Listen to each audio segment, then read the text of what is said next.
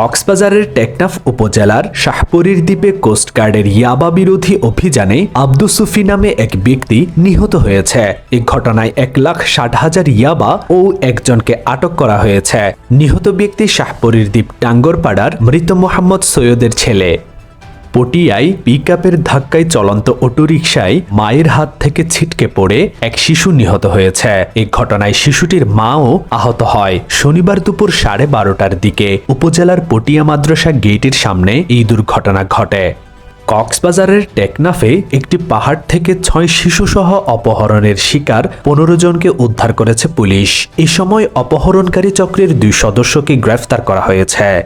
কক্সবাজারের চকরিয়ায় স্ত্রীকে ছুরিকাঘাত করে হত্যার 15 দিন পর হাসপাতালে চিকিৎসাধীন অবস্থায় আহত শাশুড়ি পারভিন আক্তারও মারা গেলেন। চট্টগ্রামের একটি বেসরকারি হাসপাতালে তিনি শেষ নিঃশ্বাস ত্যাগ করেন। এই ঘটনায় এলাকায় শোকের ছায়া নেমে এসেছে।